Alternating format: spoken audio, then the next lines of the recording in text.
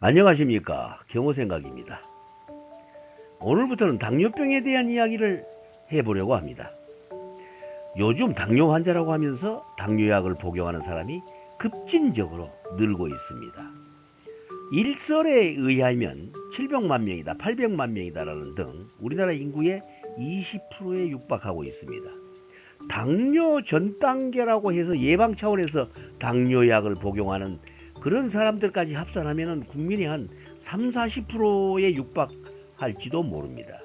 그런데 정작 당뇨 환자라고 하면서 약을 복용하는 사람의 약 90%는 제2형 당뇨병이라고 합니다.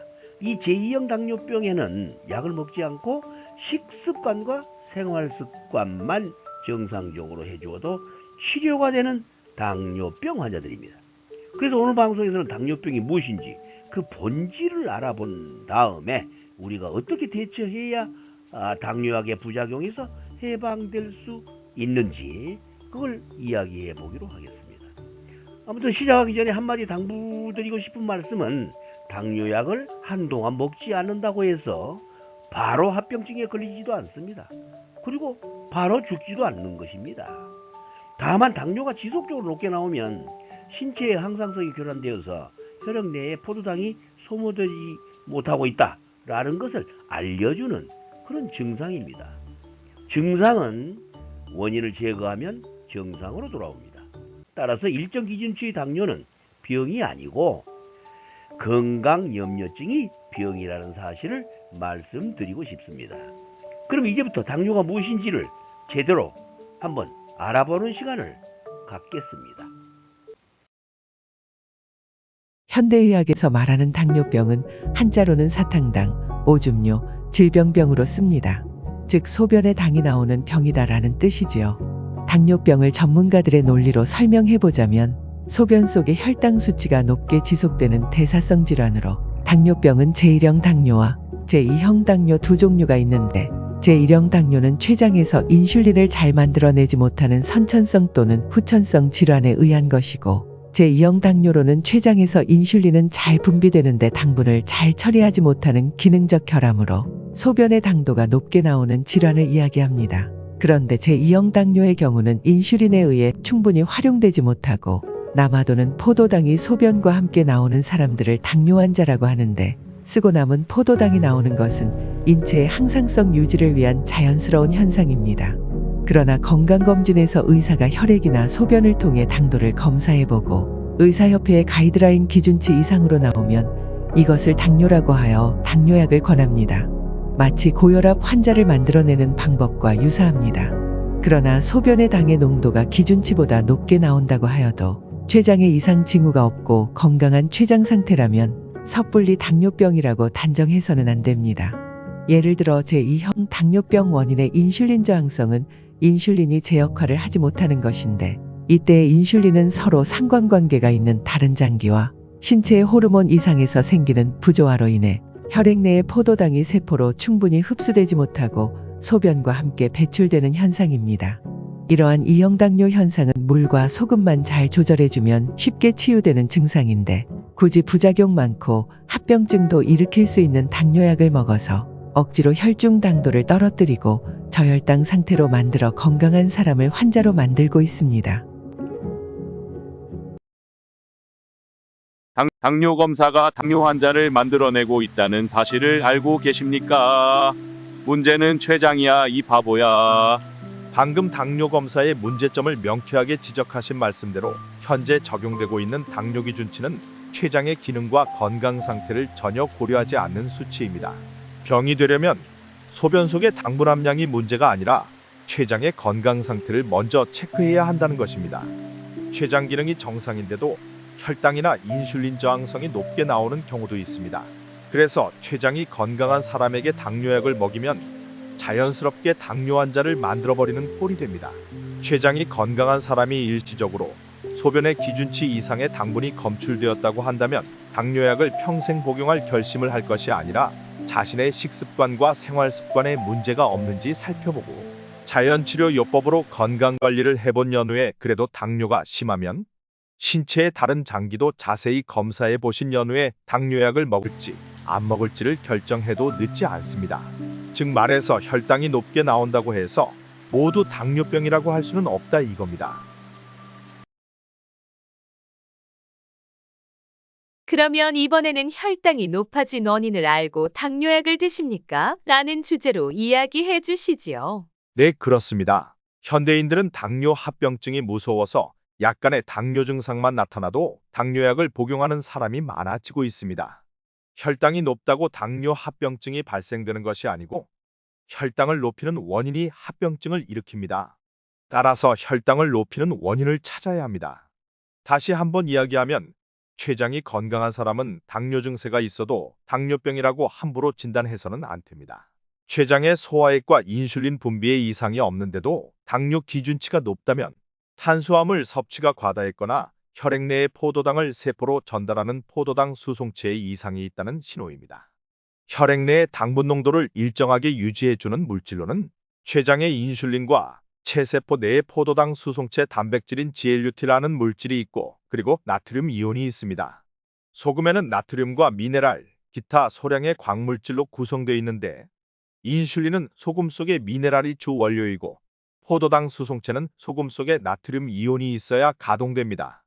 따라서 혈액 속의 포도당은 소금 없이는 한 톨도 에너지로 사용하지 못합니다. 에너지로 사용되지 못한 포도당은 소변으로 배출되는데 이때 소변에 섞여 있는 당분이 당뇨로 나타납니다. 그렇다면 소변에 당이 높게 나온다는 것은 몸에 소금이 부족하다는 신호가 아닐까요? 자, 그렇다면 소변에 혈당이 높게 나오는 원인은 소금 부족이겠네요. 당뇨는 합병증을 일으키지 않습니다.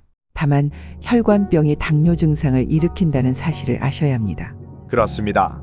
결과적으로 당뇨의 원인은 혈관에서 또는 세포에서 포도당을 처리하지 못해서 생기는 혈관 질환이라는 것이고 그래서 당뇨병은 혈관병이라고 해야 맞습니다. 혈관에 병이 들면 간과 췌장과 신장과 소장 등 혈관이 지나가는 모든 장기와 우리 몸 전체의 조직과 기능에 병이 생깁니다. 따라서 당뇨는 병이 아닙니다. 증상입니다. 지속적이고 과도한 당뇨 현상이 나타난다면 제일 먼저 혈관 질환이 없는지 살펴보고 이상이 없다면 신장 질환 등 연관된 장부의 이상 유무를 검사해 보는 것이 좋습니다. 무작정 혈당만 떨어뜨리는 것은 혈관의 병을 더 키우는 행위에 불과합니다. 여러분들이 당뇨약을 먹는 것은 합병증이 무서워서가 아닌가요? 혈관에는 포도당이 항상 약 30%, 나트륨이 0.9%를 유지하고 있습니다. 그래서 이 수치가 높거나 낮지 않도록 인체는 항상성을 유지합니다. 이 자동 조절 기능 때문에 혈액 속에 쓰고 남은 포도당은 지방으로 저장하고 그래도 남아도는 포도당은 소변으로 배출합니다. 만약 포도당이나 나트륨이 부족하면 소변으로 배출하는 것을 막고 신장에서 재활용하게 되는데 재활용을 자주 하게 되면 혈액이 탁해지거나 염증성 물질이 높아져 혈관 질환을 일으킵니다. 이렇게 인체의 항상성이라는 신체 조절 기능 때문에 포도당과 나트륨의 부족을 재활용할 수 있는데 이것은 우리 몸을 위험 상태에 빠뜨리지 않게 하기 위한 것입니다. 그러나 이러한 항상성만 믿고 탄수화물과 소금 섭취를 소홀히 하면 결국 혈관병이 생기고 혈관 합병증으로 고생하게 됩니다. 따라서 평소 탄수화물과 소금을 부족하지 않게 섭취만 해주어도 신체의 항상성으로 당뇨는 자동 조절됩니다. 그런데 사람들은 혈당이 조금만 높아도 당뇨약을 복용합니다. 누군가가 당뇨에 대한 공포감을 심어준 결과지요. 당뇨는 합병증이 무섭다나 어쩐다나 하면서요. 그런데 정작 당뇨가 합병증을 일으키는 원인이 아니고 사실은 혈관 질환이 여기저기서 사고를 내고 있는 것을 당뇨 합병증이라고 말하는 것입니다. 그러면 이제부터 당뇨약을 먹어서 혈당만을 떨어뜨리겠습니까? 아니면 혈관 질환이나 신장 질환을 치료하시겠습니까? 현명한 선택은 오늘 이 방송에서 찾으시길 바랍니다. 자, 이제 경호생각 시청자 여러분께서는 꼭 명심해서 당뇨 원인을 무시하고 혈당 강화제를 보약처럼 먹지 않기를 바랍니다.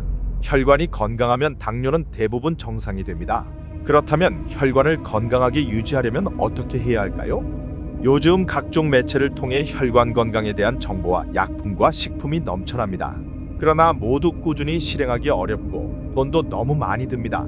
그래서 경호 생각에서는 돈도 거의 들지 않고 꾸준히 혈관 건강을 지킬 수 있는 처방을 알려드리겠습니다. 구독과 알람 설정해 두신 분은 당뇨 걱정 없이 사실 수 있도록 다음 방송에서 알려드리겠습니다. 여러분이 먹고 있는 당뇨약은 보약일까요? 독약일까요? 그렇습니다. 보약은 아닙니다. 그러면 이제부터 당뇨합병증이 무서워 당뇨약을 먹고 있는 당뇨 환자분들은 당뇨약이 대부분 부작용이 있다는 사실을 명심해야 합니다. 당뇨약이 오히려 당뇨합병증을 일으킨다는 보고도 있습니다. 그래서 다음 방송에서는 당뇨약의 부작용과 당뇨병이라고 부르게 된 원인을 과학적 자료를 통해 알려드리겠습니다. 다시 한번 강조하지만 당뇨는 병이 아니고 증상입니다. 당뇨가 심한 사람은 혈관과 장부에 이상이 있다는 신호를 당뇨 증상으로 우리에게 알려주는 것입니다. 이제부터라도 경호생각 구독자 여러분께서는 모든 약에는 독성이 있고 우리 몸은 어떤 악조건에서도 항상성을 유지하기 위해 자동 조절 기능을 작동하고 있다는 사실을 잊지 마시기 바랍니다. 그런데 대부분의 사람들은 이 자동 조절 기능을 믿지 못해 독극물을 사용하여 빨리빨리 자동 조절 기능을 하도록 조급증을 내고 있습니다. 다시 한번 강조하자면 당뇨는 병이 아니고 증상이며 증상이 심한 것은 혈관과 장부에 이상이 있다는 것을 알려주는 신호라는 것을 알려드리면서 오늘 방송을 마치겠습니다. 오늘 내용이 도움이 되셨다면 좋아요 눌러주시고 당뇨로 고민하시는 주변 사람들과 공유 부탁드립니다. 감사합니다.